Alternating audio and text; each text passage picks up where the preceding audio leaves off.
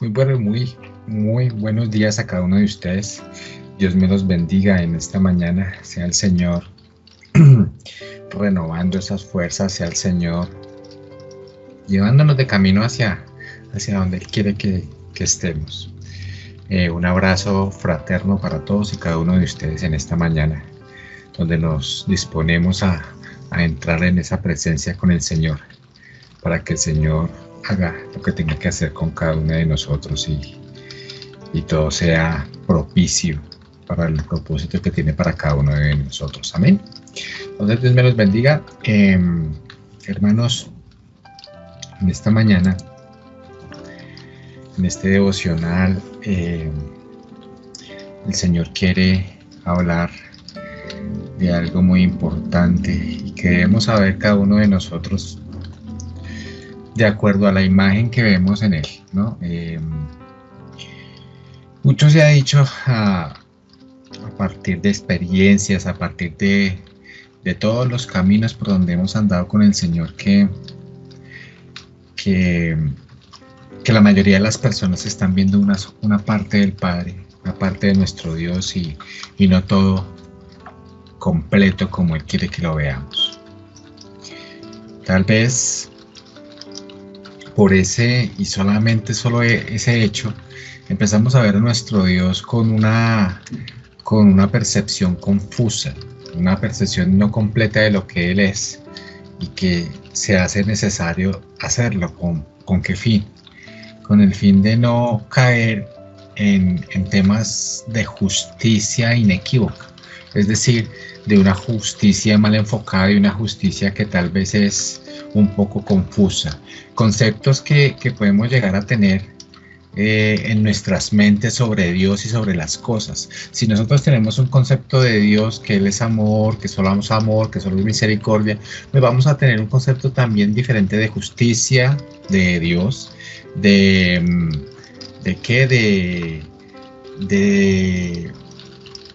esa mano disciplinada o esa mano que nos enfoca hacia la disciplina, también totalmente desenfocada a lo que realmente es.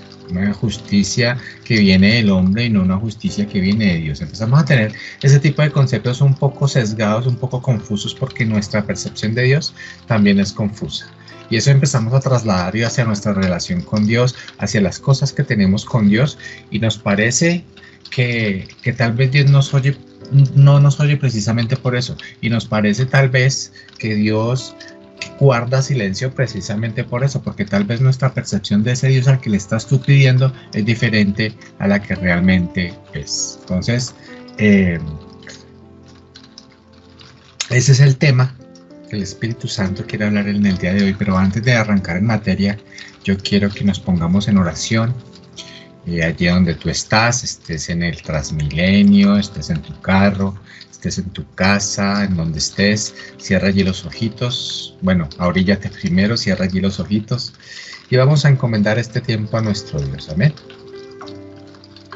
Padre misericordioso, Señor, hoy estamos, Padre Santo, ante tu presencia, Señor, nuevamente, para pedir tu dirección, Señor, en esta mañana, para que seas tú, Señor, dirigiéndonos en oración, para que seas tú, Señor, dirigiendo nuestras palabras en un momento más donde queremos agradarte, en un momento más donde queremos alabarte y darte la gloria. Padre, que cada palabra, Señor, que toque en mis labios, Señor, en esta mañana sea de insumo, Señor, para cada persona que lo necesita, porque necesitamos verte tal cual como eres, Señor, y con esa percepción en nuestra cabeza poder invocar a un Dios real. Padre, a cada persona, Señor, que nos escucha a esta hora, Padre amado, Señor, dale tú, Señor, a esta hora la bendición.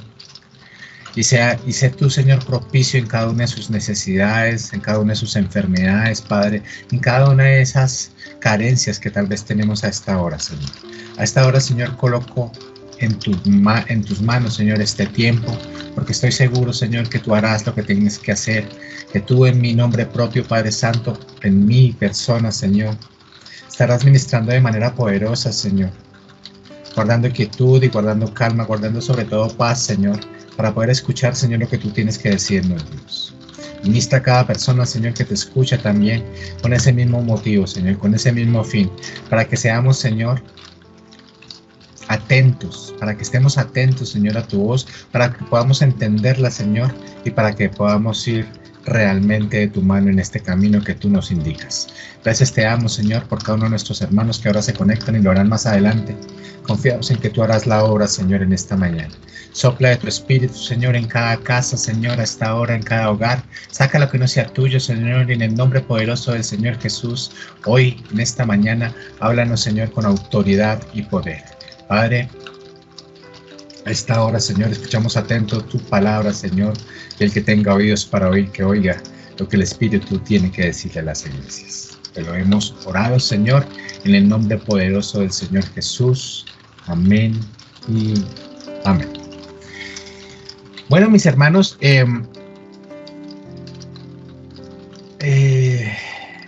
vamos a hablar de un Dios, ese Dios que no queremos ver, ese Dios que tal vez no nos enseñaron a ver, ese Dios que no lo tenemos ahí en nuestro radar y que estamos tal vez creyendo en otro Dios, ¿sí? O si usted no cree en el Dios de la Biblia, si usted no está empapado de lo que es nuestro Dios, el Dios de la Biblia, el que es amor, sí, pero también es fuego, el que es justicia, el que es misericordia, sí, pero también es justicia, el que también es provisión, pero también es ese Dios que nos disciplina todos los días y nos muestra realmente lo que debemos cambiar y cómo debemos hacerlo. Entonces, hay una historia aquí en Habacuc, desde el capítulo 1, Habacuc capítulo 1, dame un segundo, ya lo voy a colocar.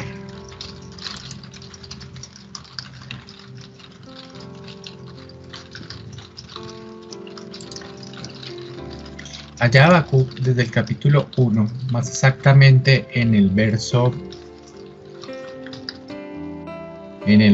13, Habacuc 1, bueno, veámoslo desde el verso 12. Desde el verso 12, amén. Pero primero, antes de esto, vamos a analizar qué fue lo que pasó con este profeta Habacuc en este momento. En el verso 12, pues arranca la historia, arranca un título en la palabra de Dios, que usted también lo tiene allá en la Reina Valera del 1960, y dice desde el verso 12: ¿No eres tú desde el principio, oh Jehová, Dios mío, santo mío? No moriremos. Oh Jehová, para juicio lo pusiste, y tú, oh roca, lo fundaste para castigar. Muy limpio eres de ojos para ver el mal, ni puedes ver al agravio. ¿Por qué ves a los menospreciadores y callas cuando destruye el impío al más justo que él? Y haces que sean los hombres como los peces del mar, como reptiles que no tienen quien los gobierne. Sacará a todos con anzuelo, los recogerá con su red y los juntará con sus mallas, por lo cual se alegrará y se regocijará.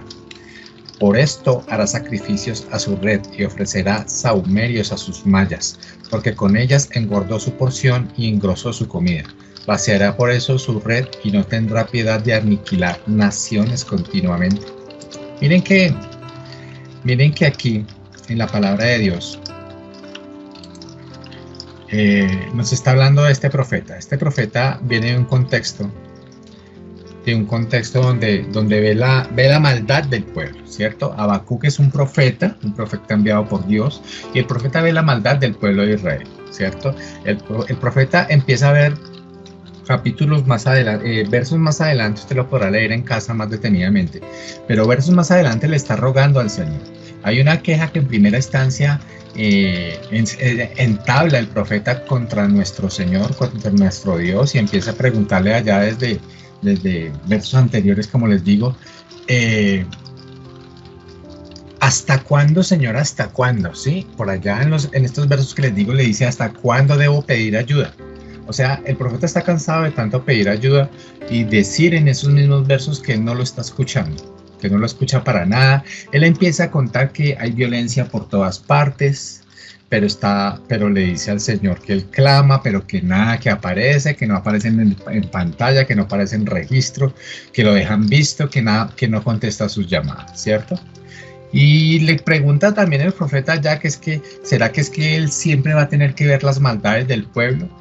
Pues el pobrecito él tiene que seguir viendo ese tipo de maldades. Pregunta por qué él tiene que estar viendo la miseria de su pueblo. O sea, el clásico, ¿por qué me pasa esto a mí? ¿Cierto? ¿No? Él dice que donde quiera que mire, pues lo único que va a haber allí es destrucción y violencia, ¿sí? Que la gente está discutiendo, que la gente pelea, que la ley se ha estancado, nadie obedece la ley, no hay justicia en los tribunales, todo el mundo hace lo que le da la gana. Yo creo que en esta época de los paros y ese tema, como que nos vemos un poco identificados con este tipo de cosas. Dice Habacuc que los perversos se suman más que los justos, o sea, son más los perversos que los justos, ¿sí? Y dice al final, por allá en el verso 4, que la justicia se ha corrompido. Y sigue añadiendo sus quejas y al final el Señor le responde. Tal vez como lo hizo con Job, también lo hace aquí con Habacuc. Y el Señor le responde a Habacuc, le dice que lo que pasa entre las naciones es cosa de asombro, ¿sí? Pero él dice que él va a hacer algo en esos días, ¿sí? Que él va a hacer algo en estos días en que está pasando este tipo de cosas y es algo que nadie va a creer, ¿sí? Y empieza a contarle a qué pueblo va a levantar. Entonces empieza a contarle a Habacuc, mire, yo voy a levantar al pueblo de Asiria. En otras versiones dice al pueblo de los babilonios. Yo voy a levantarlos, o sea, voy a fortalecerlos. Y él sabe, nuestro Señor, como sabe lo que tú haces y lo que yo hago, sabe quién era el pueblo este. El pueblo de Asiria o pueblo de Babilonia, dice el Señor en su respuesta que es un pueblo cruel y un pueblo violento, ¿cierto? Él sabe que ellos no creen en él, él sabe que ellos le voltearon la espalda a él o nunca la tuvieron, pues. En todo caso, con todo y eso, el Señor va a levantar a ese pueblo y que él sabe que es enemigo de Israel, pero aún así lo va a levantar, aún a sabiendas que es un pueblo cruel, aún a sabiendas que es un pueblo violento, aún a sabiendas que tiene otro tipo de dioses, él lo va a levantar, ¿sí? Y él dice allí que marcharán por todo el mundo. Eso quiere decir que va a ser una plaga así de gente que va a ir por todo el mundo y que van a conquistar muchas tierras, ¿cierto?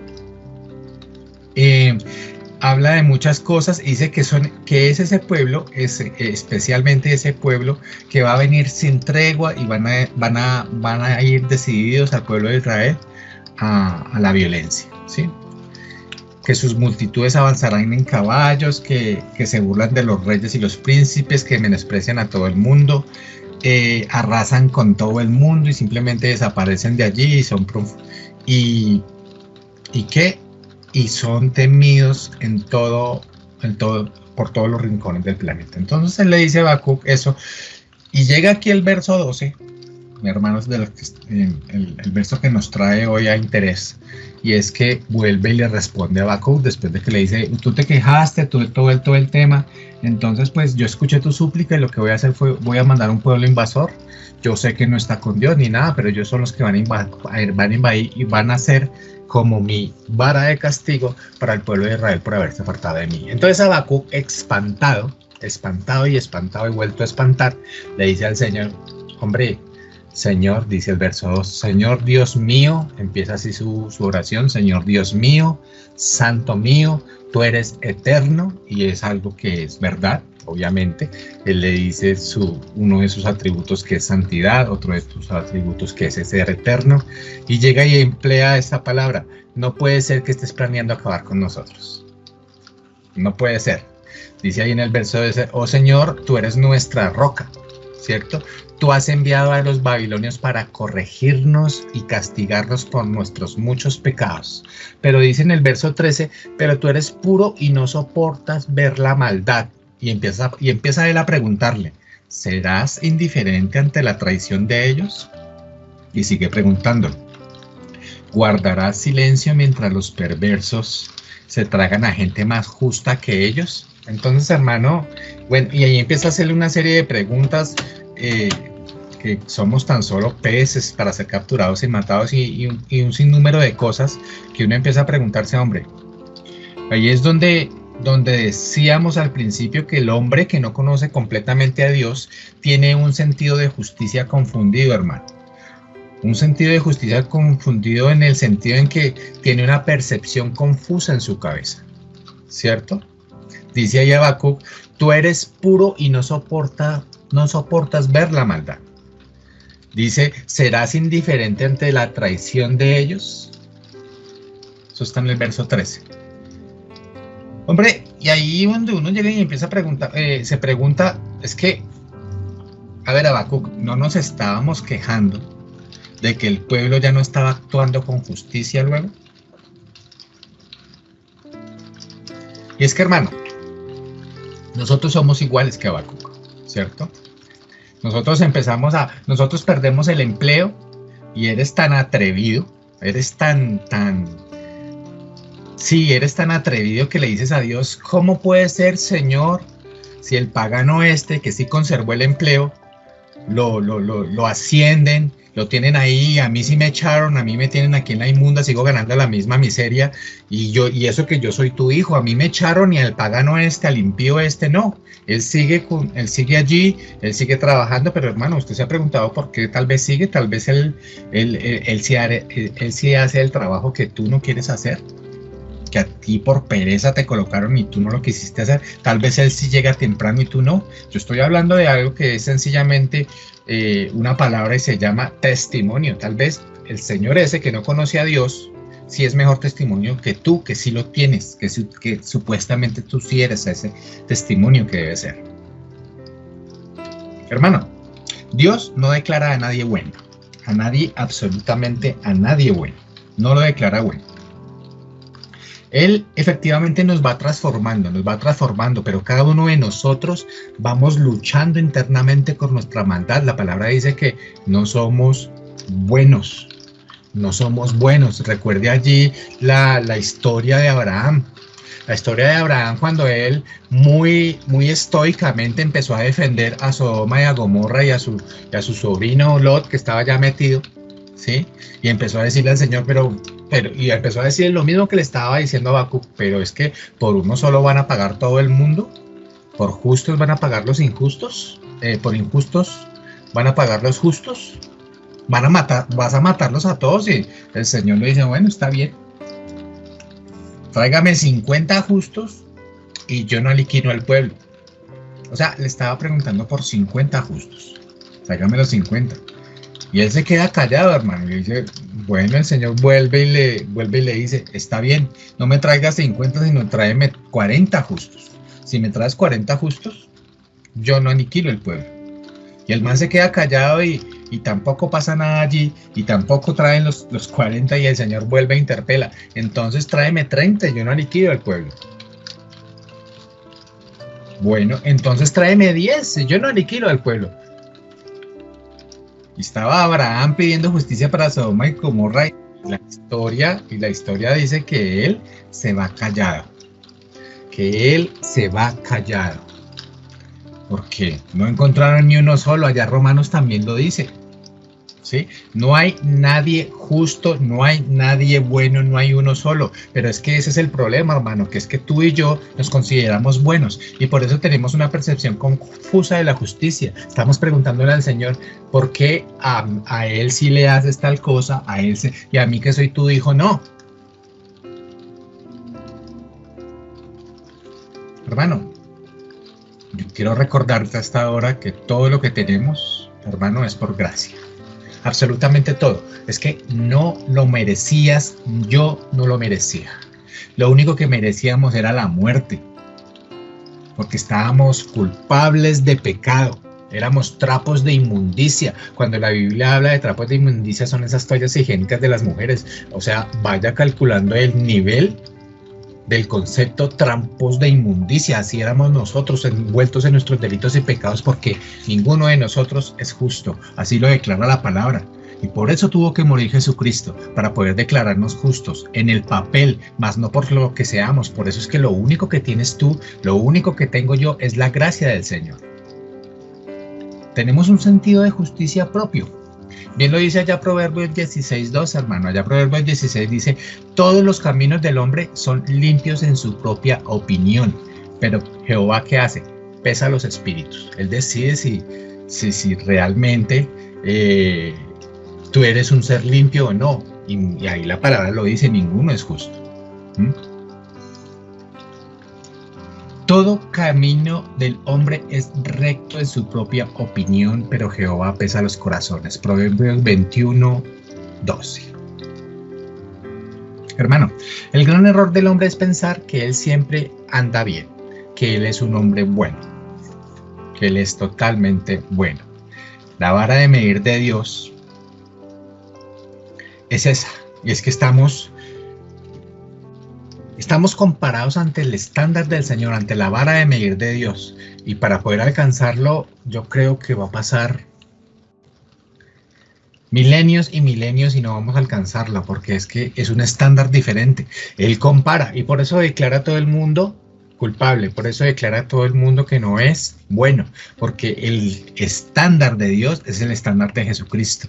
Y a comparación de Jesucristo, pues tú no le llegas ni a los talones. Y por eso es que te declara de esa manera, ¿cierto? Por eso es que lo hace. Entonces, esa vara de medir de Dios es diferente, porque, hombre, si tú te comparas con Hitler, o si te comparas con, no sé, con alguien bien malo, con Hitler, con Saddam Hussein, con gente que ha sido súper mala, entonces tú dices, no, pues yo a comparación de Hitler, pues yo soy un angelito.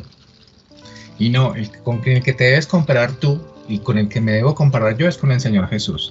Cuando me comparo con el Señor Jesús, ahí sí entiendo que definitivamente yo no soy bueno, ahí sí entiendo que definitivamente yo no soy justo y que mi percepción de Dios está totalmente trastocada y estoy mirando y estoy orándole a un Dios que no es el Dios de la Biblia. Hermano, Jesús no murió por ti porque eres bueno. Jesús no murió por mí porque soy bueno. Somos malos. Y lo que Jesús hizo por nosotros fue específicamente rescatarnos de la condenación que merecíamos. No puedes entender la salvación sin comprender esto primero. No puedes comprender la salvación sin comprender la condenación primero. Y te preguntas a ti, ¿por qué a mí? Y yo te pregunto a ti, ¿por qué a ti no? ¿Por qué a mí, Señor? ¿Por qué a mí me pasan estas cosas malas? ¿Por qué la gente tiene que morir? ¿Por qué fulanito? ¿Por qué sutanito? ¿Por qué a ti no? ¿Acaso eres más bueno que el otro? ¿Acaso eres más bueno que el otro? ¿Acaso tú no lo mereces? Y eso quiere decir que hay otros más malos que sí lo pueden merecer. La pregunta del por qué a mí lleva un sentido de justicia muy confuso. Como diciendo, yo no lo merezco. Pero hay gente por ahí terriblemente malos, ellos sí lo merecen. Debemos entender de una vez por todas, hermano, que Dios debería tratar diferente a los... debemos entender de una vez por todas que Dios debería tratar diferente a los justos y a los injustos, ya que no hay justos. No, Dios trata por igual y Él nos declara a todos como culpables, que no somos justos. Hermano, cualquier castigo enviado por Dios como consecuencia del pecado debe aceptarse con humildad.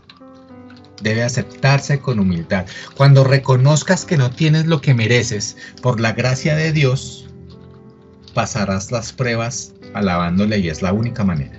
Te repito, cuando reconozcas que no tienes lo que mereces, por la gracia de Dios, pasarás toda tu vida por encima de las pruebas, alabándole y glorificándole. Bueno, el deseo de Habacuc es que Dios vea las cosas como Él las está viendo. Ese es el deseo de Habacuc, pues un deseo totalmente tergiversado, pero él quiere que Dios los vea a través de sus ojos y no al contrario. Mire lo que dice ahí Habacuc en el verso 12 cuando arranca, dice: oh Señor mi Dios, Santo mío, tú que eres eterno, no puede ser que estés planeando acabar con nosotros. Oh Señor, nuestra roca, tú has enviado a los babilonios para corregirnos y castigarnos por nuestros muchos pecados.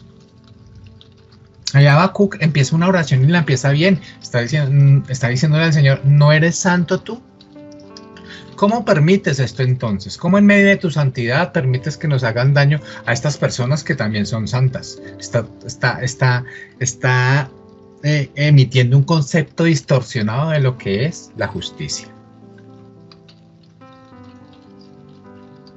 Y ahí uno empieza a preguntarse también, a veces en nuestras vidas, ¿dónde está nuestra seguridad y confianza? ¿Dónde está esa roca? ¿Dónde está ese Jesucristo? Y ve por todos lados y como tienes un concepto distorsionado, pues no la vas a ver, no está. Y aquí Habacuc lo hace muy claro. Cuando empieza a decirle, tú eres santo, tú eres nuestra roca, dice, tú, y él entiende, él empieza a decir, tú has enviado a los babilonios ¿para qué? Para corregirnos. Él sabe por qué van a venir. Él sabe que a pesar de sus quejas, de todas formas, al terminar la jornada, va a tener que comerse las palabras, igual que lo hizo Abraham con sus 40, con sus 50, sus 40, sus 30 y sus 10. Va a tener que comerse las palabras porque no va a haber ninguno justo. Él va a tener, sí, yo sé que le estoy diciendo al Señor que eres santo, que por qué va a matar a esta gente y por qué lo va a hacer él si él es santo, pero de todas formas yo entiendo que él lo va a hacer y lo va a terminar haciendo porque él va a impartir justicia, va a hacerlo para corregirnos y para castigarnos por todos nuestros pecados. Él lo entiende de esa manera y él sabe que al final va a tener que quedarse callado porque el Señor va a hacer lo que tiene que hacer. Y te digo a ti, como dice Habacuc, Dios es santo. Arranca así su oración y yo te digo, sí, claro que sí, ese es uno de los atributos de Dios y Dios es santo. Y le digo algo ahora que de pronto no te va a gustar. Te voy a decir algo, Dios es santo y Él aborrece el pecado. Pero como te digo, te voy a decir algo que no te va a gustar, porque es que tal vez seas tú de esas personas que dice que Dios aborrece el pecado, pero ama al pecador, ¿cierto? Tal vez seas tú uno de ellos y yo te voy a invitar a que leas esto conmigo. Leámoslo los dos para que te des cuenta de algo. Salmo 5 del 4 al 5 dice la palabra de Dios. Te lo repito.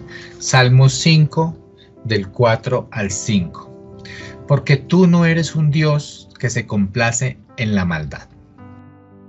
El mal no mora contigo. Entonces hasta ahí normal. Estamos viendo que el Señor no es un Dios que le complace la maldad. Estamos bien, ahí dice el mal no mora contigo, o sea, Él no tiene nada que ver con las tinieblas, Él no tiene que ver con la maldad, todo el mundo lo sabe, ¿cierto? Hasta ahí bien, pero mire lo que sigue después, los que se ensalzan no estarán delante de tus ojos, y dice, aborreces a todos los que hacen iniquidad.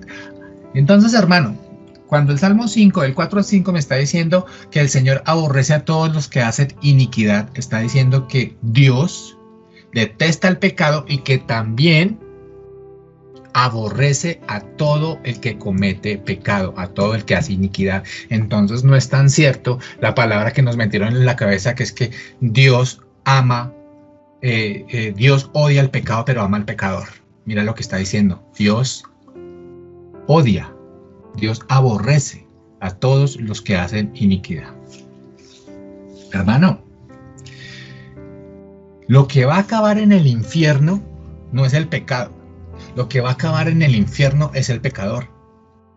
Es una persona, ¿sí? No es la acción como tal. O sea, no, pues sencillamente hablemos del aborto. Entonces, la niña que tiene el bebé, que está gestando el bebé 7 meses tal vez, se la pasa matando niños a diestra y a siniestra en su vientre sin importarle un carajo.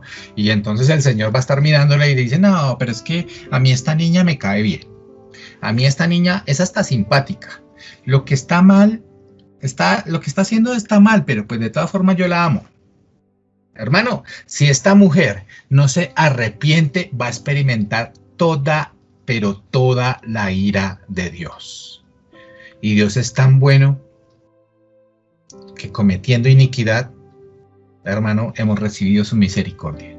Pero solamente si tú tomas la decisión de arrepentirte, porque de lo contrario vas a parar donde no queremos que pares.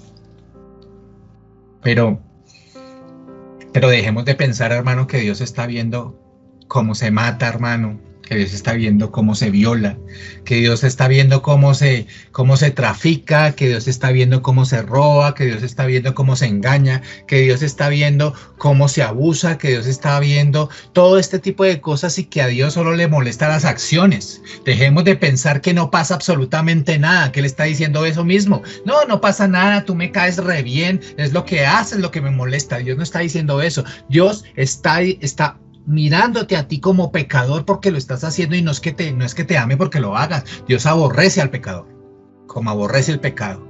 Y lo que va a parar al infierno, hermano, no es la acción, es la persona. Es que el problema, hermano, no es la corrupción de este país, inclusive. El problema, hermano, no es la corrupción de este país, el problema, hermano, son los corruptos. El problema, hermano, no es el narcotráfico. El problema es el narcotraficante, el problema no es la guerrilla en sí, el problema no son los actos vandálicos y los actos de robo y el ultraje y el secuestro, sino el problema son quienes los hacen. No la acción como tal, es el que las hace, por eso es que hay un responsable aquí y Dios lo aborrece de acuerdo al salmo que acabamos de leer. Por eso, hermano, no llevamos ante la justicia los hechos. Llevamos ante la justicia las personas. Es así de simple. Son las personas, hermanos, las que hacen el mal. El mal no se hace solo. Dejemos de ver a las personas como gente buena haciendo cosas malas. Y Dios se compadece del pecador. Y tendrá misericordia de muchos, hermanos. Pero otros serán condenados si no se arrepienten genuinamente. Porque Dios es justo. Nos cuesta pensar en un Dios de amor practicando justicia o siendo soberano. No alcanzamos a dimensionar todo el paquete completo accionado. O vemos el amor nada más, pero no podemos ver el amor con la justicia porque nuestra mente no alcanza hasta allá. Por eso tienes un concepto erróneo de lo que es Dios. Dios es amor, Dios es justicia, Dios es proveedor, pero también es fuego consumidor. Dios es todos estos atributos en uno solo. Pero nos cuesta empezar a mezclarlos porque nos cuesta ver el bosque y no solamente el arbolito. Y dice Habacuc 1:17, aquí dice Habacuc 1:17, ¿vaciará pues su red y seguirá matando sin piedad a las naciones? Continúa Habacuc preguntando, ¿hasta cuándo, Señor? ¿Hasta cuándo? Y esto es una realidad. Comprenda, hermano, que el juicio de Dios a veces trae muerte. A veces trae muerte. Miren lo que dice aquí Romanos 9:22 al respecto. ¿Y qué? Dice Romanos 9:22 desde el verso 20, Romanos 9 desde el verso 22 al verso 23. Dice, ¿y qué? Si Dios, aunque dispuesto a demostrar su ira y hacer notorio su poder, soportó con mucha paciencia a los vasos de ira preparados para destrucción, lo hizo para dar a conocer las riquezas de su gloria sobre los vasos de misericordia, que de antemano Él preparó para la gloria. Y hermano, yo no lo escribí, lo escribió Pablo. Y es que, hermano, resaltamos Juan 3:16 y Juan 3:16 nos dice que Dios amó al mundo. ¿Cierto? Nos habla del amor de Dios por todas las personas, ¿cierto? Resaltamos Juan 3:16 de nuestra Biblia, lo tenemos allí en color amarillo, y hasta el mismo Habacuc terminando, hasta este mismo libro de Habacuc, más adelante en los capítulos siguientes, usted va a ver que allá terminando el libro dice, aunque la higuera no eche brotes, ni haya fruto en las viñas, aunque falle el producto del olivo, y los campos no produzcan alimento, aunque fallen las ovejas del aprisco, y no haya vacas en los establos, con todo, yo me alegraré del Señor, me regocijaré en Dios de mi salvación. Esto es allá lo último que usted ve por allá en el capítulo 3, ¿sí? Y esa parte, precisamente esa parte la conocemos todos, pero para llegar a esa parte, ¿sí? Llegar a esa parte que acabamos de leer de Habacuc al final, y esa parte que nos gusta tanto y que tanto nos emociona, algo debe haber pasado, hermano, algo debe haber pasado, hermana. Mi deber es hablar de eso, mi deber es hablar de esa transición, qué pasó allí, qué que llegó a la mente del profeta? ¿Qué fue lo que llegó a la mente y al corazón del profeta? Para que tú te identifiques en tus procesos, para que entiendas que tu percepción de justicia no es la misma percepción de Dios, para que entiendas que el nivel o el estándar que te colocó es tan alto que tú, comparado con los demás, puedes llegar a ser justo, pero nunca vas a ser justo a comparación de la estatura del Señor. Y mi percepción es diferente y por lo tanto reconozco que soy culpable, reconozco que no soy justo y estoy solamente prendido de la gracia de Dios para poder salvarme. Por eso mi deber es hablar de eso. No vengo aquí a presentarte verdades a medias, como ya lo he dicho. Vengo a mostrarte el evangelio completo, completo. No las promesas. No solo las promesas te voy a mostrar, sino también la ira de Dios. No lo que te gusta, también lo que no te gusta. A esta hora, hermano, a todos nosotros nos da comezón de oír. ¿Y qué son esos vasos? ¿Qué son esos vasos que vimos allí en Romanos 9:22? Los vasos de ira y los vasos de misericordia. Sencillamente, hermanos, son personas. Los vasos son personas que van a ser el recipiente de la ira justa de Dios. De la ira justa de Dios. Como también habrán personas que serán recipientes del amor y la compasión de Dios. La única diferencia entre un vaso y el otro es precisamente la gracia de Dios. Y la gente dice que Dios quiere salvar a todos. La gente dice eso, que Dios quiere salvar a todos. Y yo me he preguntado algo. Si eso es cierto, que Dios quiere salvar a todos. Porque lo dice la palabra de Dios. Pero hay algo que añade las personas y dice, Dios quiere salvar a todo el mundo, pero depende de ellos tomar la decisión. Entonces yo digo, bueno, si eso es así, sobre todo la segunda parte de eso de depender de ellos tomar la decisión, yo digo, si depende de ellos, ¿para qué oro? Si depende de ti la salvación de tu madre, si depende de tu mamá, la salvación de ella misma, entonces ¿por qué sigues orando por tu mamá? Si la salvación de tu esposo depende de él y no depende de otra persona, ni siquiera de Dios, entonces ¿para qué sigues orando? Yo oro, hermano, porque el Dios que yo conozco puede salvar a mi esposo, ¿cierto? Yo oro, hermano, porque el Señor que yo conozco puede salvar a mi mamá. Yo oro, hermano, porque el Señor que yo conozco puede salvar a mi hermana. Por eso oro y por eso seguiré orando. Oro porque así como Dios me quebró a mí, me quebrantó a mí y me hizo conocerle que parecía tan imposible, lo puede hacer contigo, lo puede hacer con tu mamá y lo puede hacer con tu esposo. Por eso sigo orando, no porque dependan de esas personas, porque el Dios tan infinito y tan grande que yo conozco, ese sí tiene el control de todo y es capaz de hacer absolutamente todo. Y en ese es el que yo confío. Esa es la percepción que debemos tener del Dios y no la percepción tan opaca de un Dios a medias. Mi Señor me salvó, hermano. Mi Señor me salvó, pero no fue mi deseo. Créame que no fue mi deseo. Yo estaba totalmente descarriado, hermano, y el Señor me salvó. No fue mi deseo, no fue mi libre albedrío. Fue la soberana voluntad de Dios. Él me salvó porque Él quiso. No porque yo lo quisiera hacer. Él me salvó porque Él quiso. Él me salvó y quebrantó mi corazón, lo rompió y convirtió mi corazón de piedra en un corazón de carne y me dio uno nuevo. Nací de nuevo, hermano. Eso nos da fe, eso nos da fe de que aún haya esperanza para los tuyos, hermano y hermana. Aunque estén duros de corazón hoy, aún hay esperanzas, porque si depende de ellos, hermano, no hay esperanza. No que nos da esperanza que no hay un corazón tan endurecido que Cristo no pueda doblar. Eso es lo que debemos pensar. Eso es lo que nos da esperanza, que no hay un corazón tan endurecido que Dios no pueda doblar. Eso es gracia. Y aquí nos ponemos a preguntar muchas cosas. Por ejemplo, ¿la enfermedad es mala, hermano? ¿No es la enfermedad tal vez la que te tiene pegado a Dios? Yo pregunto, ¿esto que pasó en estos días y que está pasando todavía, el paro es malo? Tal vez,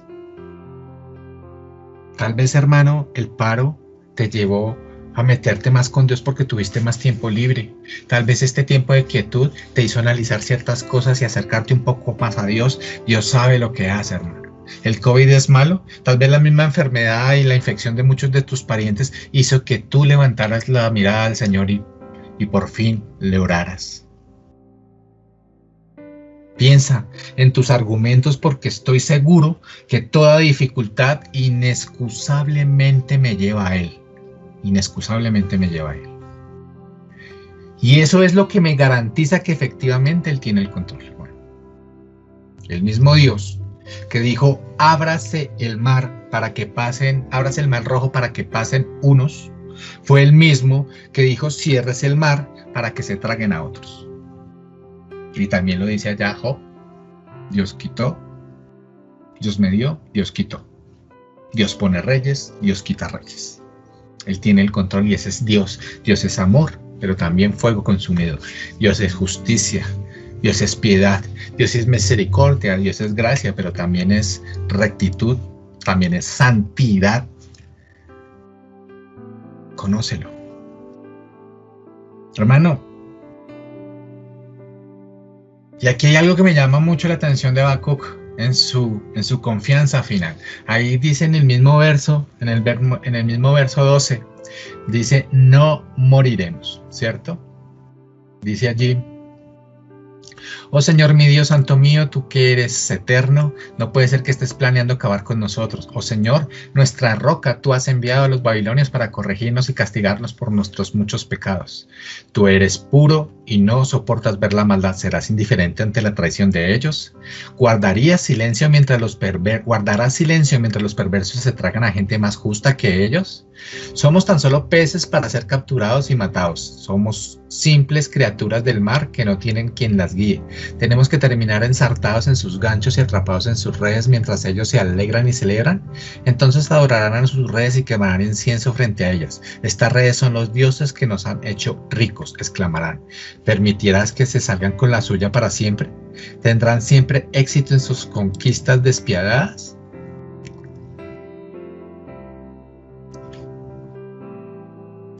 Está el Señor hablando desde este verso que empezamos a hablar, desde Habacuc, desde el capítulo 1, en el verso 12, toda la santidad que tenemos que ver al Señor.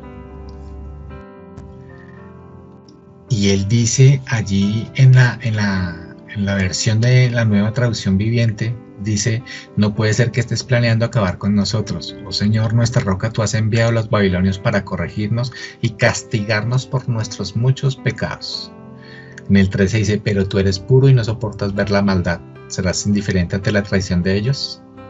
¿Guardarás silencio mientras los perversos se tragan a gente más pura que ellos?